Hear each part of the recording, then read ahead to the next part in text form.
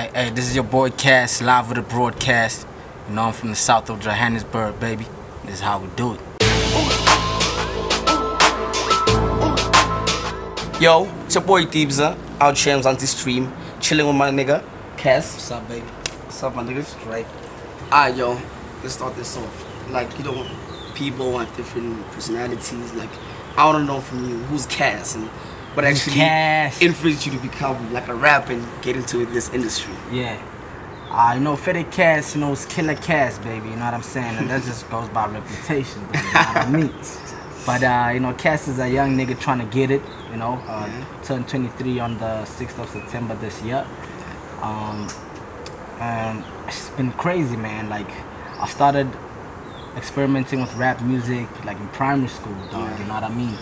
I have an older brother who was the direct influence, so, he was part of a big crew back in the days, and he always used to come home and just, feeding me this music and, what him and his boys were doing. I was just like, I have to get a part of that, you know what I mean? So, yeah, like and this was like a good 14, 15 years ago. Damn. So I was in primary school listening to cats like Immortal Technique and Nas and Cannabis and Chino XL, the OGs. Man. And I only really caught on to the new wave of hip hop like by the time I was in grade 9. That's when I started listening to cats like Lil Wayne and that's when I started being familiar. Which one do you prefer actually, like OGs or the new cats? I feel like it's all based on preference and the time that we're in, you know what I'm saying? I was a young guy listening to music that was made like in the 90s, you know what I'm saying? And as I grew older, I figured like those cats, their wave is like done, dog, you know what I'm saying? That's true. They had their time. Yeah, they had their time, they had their shine, and they made their money that they made. And it was time for cats like Lil Wayne and Drake to start getting it, you know what I mean? True. So for me, it's not necessarily a matter of if I prefer the OGs or the new guys. It's all about what's current and what's happening right now, dog, I'll always give respect to, cats that were like OGs and, you know what I'm saying, because they were just straight out bar and not necessarily worried about, commercial sound or whatever the case is. But in the same breath, bro, cats like Lil Wayne and Drake, they changed the game forever, you know what I'm saying? So yeah, man, I kind of fall on both sides, and I feel like with the hustle, people saw one side of Cass. You know what I'm saying? Didn't see the whole side. They didn't see everything else that I have to offer. You know what I mean? So when I drop the project, it's gonna shine. It's gonna shine. They're gonna discover a new side to me. You know what I mean? Alright, man. Speaking about Vuzu Hustle, a lot of cats wanted to be on that show. A lot of people. Yeah.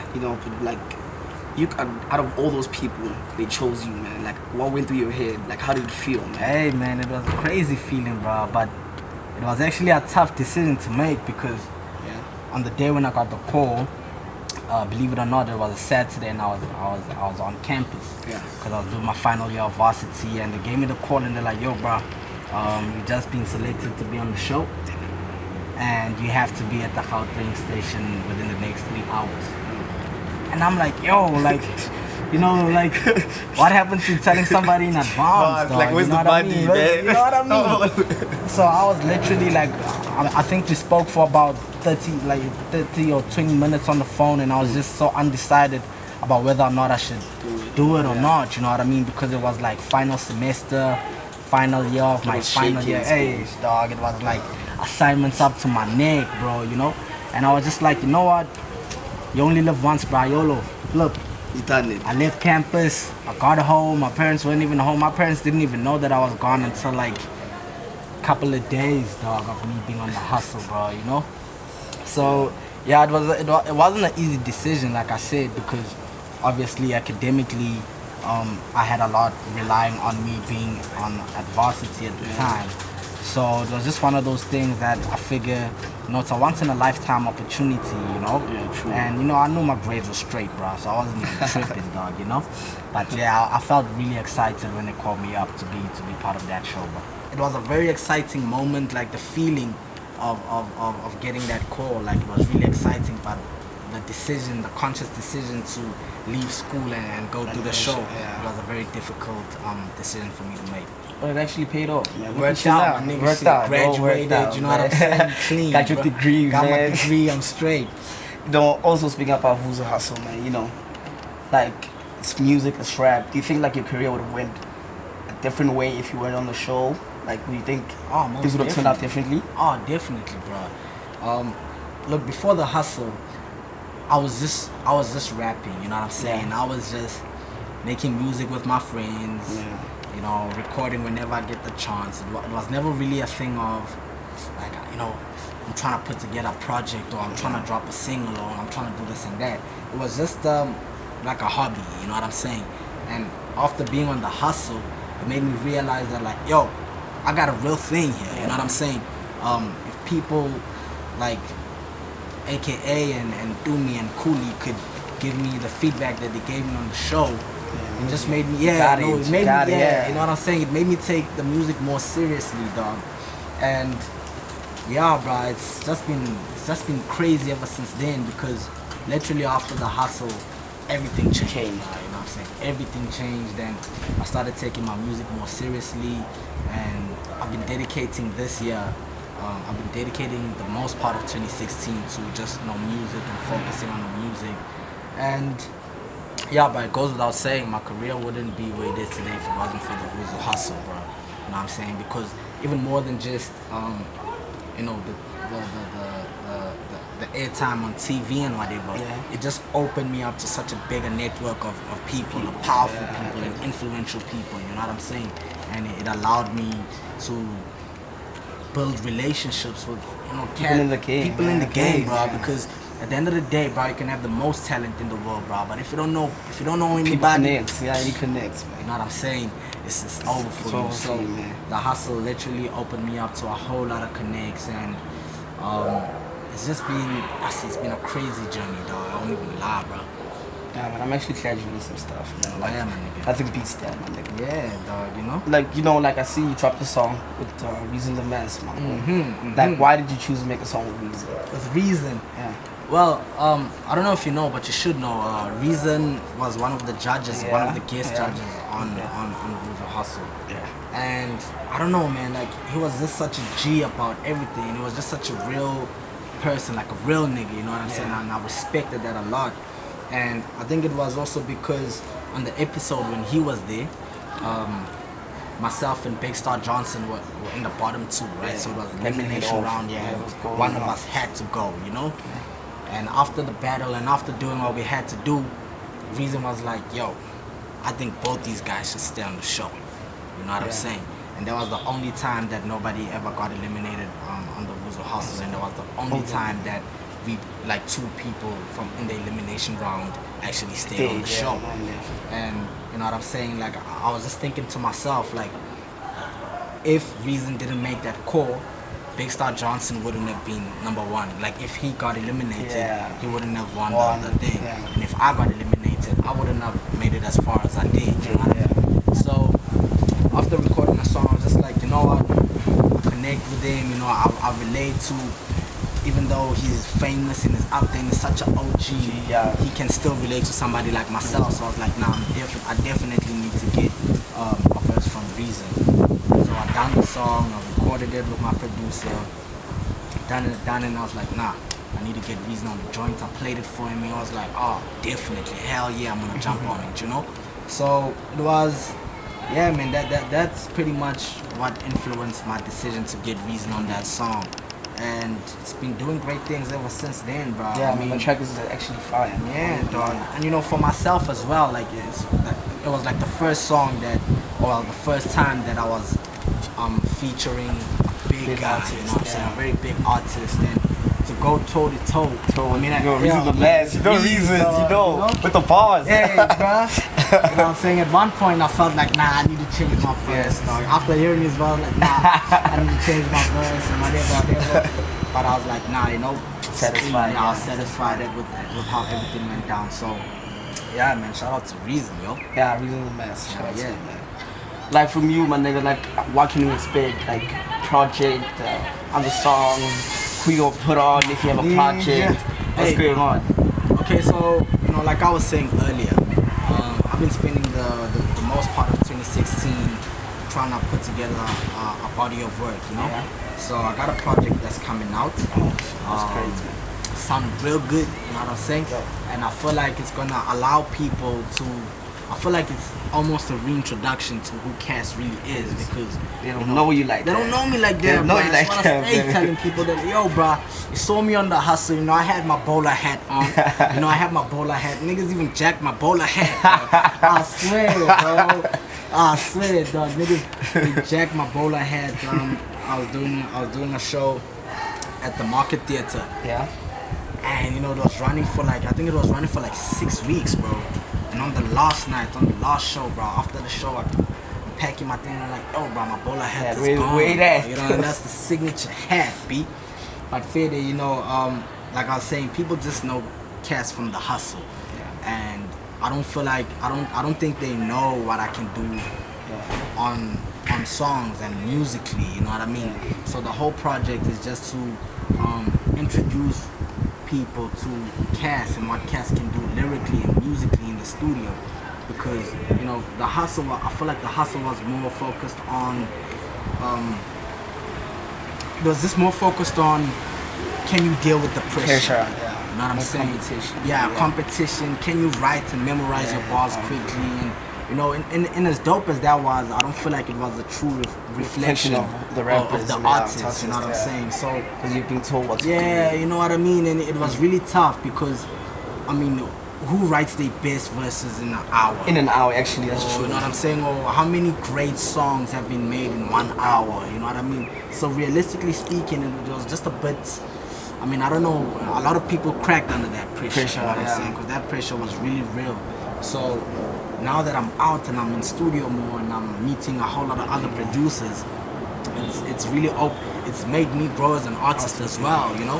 So you know, the project embodies a lot of that, you know. It embodies my journey from the hustle to, well, my journey from before the hustle and after the hustle, you know what I mean. But more than anything, it's just to show people that I'm experimenting with the music, you know. Like I said, before the hustle, I wasn't in the studio really making songs like that, you know. So after the hustle, I was like, okay, look, I know I can rap. You know what I'm saying? I know that I got bars and I can bar, but to really make a song and music and, you know, something that's possibly out of the hip hop realm or the bars realm, you know what I mean? Because nowadays, having bars or having dope bars is not good enough. Yeah. Actually, it's not. It's not enough, bro. So yeah, man, I got the project coming out. Wait, man, give us dates, man. Give us dates. I don't want to drop dates. You know what I'm saying? Okay, I don't want to drop dates. Estimate then a couple of months, weeks. Let us know, man. Look, let me put it like this, my nigga. The project is gonna drop sooner than later. Really, wow. Like really. Sooner than later, my nigga. All it is, I mean, it's literally like 6 months left of 2016. Well, not 6 months, 6 weeks, 6 weeks. Okay. I'm like, okay. Yeah. I'm like, okay, 6 months. I mean, 1 month is left of 2016, and you know, so much has happened in the hip hop in this year. Yeah, already, you know what I'm saying? Youngins are dropping, eh? You know what I mean? Yeah. And it's like the nominees for the SA Hip Hop Awards are already out. Yeah. So, in as much as I want to put the project out this year, I kind of just feel like, you know, I don't know, the space to put it out in this year is already done, you know? So, I'm probably gonna give people a young teaser very soon, within the next 2-3 weeks. But the project is probably gonna drop early next year. Why, man? Like, who's gonna be on the project? Like, features. Well, some of the big names that I can say is my producer SP Dub. She's been doing a lot of dope things in hip hop. I got. Let me also say this about my project. My project is, you know, I feel like because the hustle gave me a platform. Yeah. It's only right that I give an extension to other cats. Yeah, that's true. That's true. You know, so I got a lot of young producers and upcoming guys as well. You know what I'm saying? So I got the late Jabu Kangile's son, Tabo Kangile, on production on my joint. I got features with Dude, you see, I don't want to give too much away. You're putting me on the spot right now. You don't need just a little bit, like not a lot. Yeah, but you know, like I had to sit down with Ganja Beats 2 weeks ago. Ish, man, like there's big names in there. You just don't want to say. No, I don't want to spoil the surprise. I'd rather people get the project and be like, oh, wow, this guy's working with this. Yeah, my G. Yeah, I understand. Man. Yeah. So that's the project right now. But like I said, man, you know, by being on the Vuzo Hustle and by getting that platform, I feel like it's only right that I do the same thing, because a lot of cats nowadays, after they make it to the top, it's like they close the door behind them. You know what I mean? And forget that there's a whole world of other cats out there trying to make it. You know what I mean? There's a whole lot of talent. So if there's one thing that I want to do with my career, is really to build up the next person. You know what I mean? Or people that at least I believe in. You know what I'm saying? Because some of the names on my project are names that people might have never heard before. You know what I mean? But if the first time that they hear those names are on my project, then for me that's like it's a put on for whoever, for those cats. You know what I mean? So yeah, but that's kind of how I've been treating my project and how I've been going about it.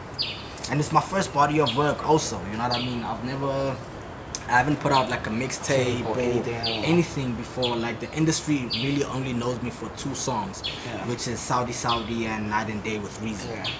So it's like, I look at it and I'm like, I've only put out 2 songs and so much I'm out here, man. I'm getting interviews from Zanzi Stream, fam. That's a put off, man. I'm just sitting down with Scoop, dog. You know what I mean? Yeah. And it's just like, oh, bro, like if this is already happening with 2 tracks, then what happens when I give people a 20-track mixtape, bro? You know what I mean? You're killing the game. Hey, my nigga.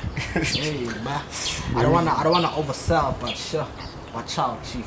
Yeah, so my nigga, where can we get you? Social media on Facebook, Instagram, Twitter. Right, so my Facebook is Cass Tyam. My Instagram is Cass_RSA. My Twitter is @QuickFast. So you can find me on those social media platforms. My SoundCloud is Cass_ZA. So that's most of the time where I put out. Sometimes like I don't really want to put out a song on the mainstream, so I'll just drop it on SoundCloud. Yeah. So you can check me out on all those social media platforms, right? Alright, man, like legit. I can't wait for your project. Best wishes with all your work, man. Thank you, brother. Appreciate that. This is probably not our last interview, man. I'm probably see these streets bro. again when you drop your project, honestly. Exactly, bro. When the project is out, man, I'd love from Zanzi Stream to bring me back, and hopefully this time, probably gonna have a young go-kart. Still crying about that go-kart. I'm still crying about that go-kart. Next time I'll make sure. Actually, I'll tell the boss that we need to get that go-kart for you, man. You know what I mean? Just for young, it's quick, fast, off the road. I need to go fast, bro. Alright, man. It was nice chilling with you, man. Thank you, Had fam. a good convo. Appreciate it. Thank you guys for having me, man. Alright, actually. Yo, this is Zanzi Stream, chilling with thieves, huh? If you don't know about me, you better ask somebody. We out, yo.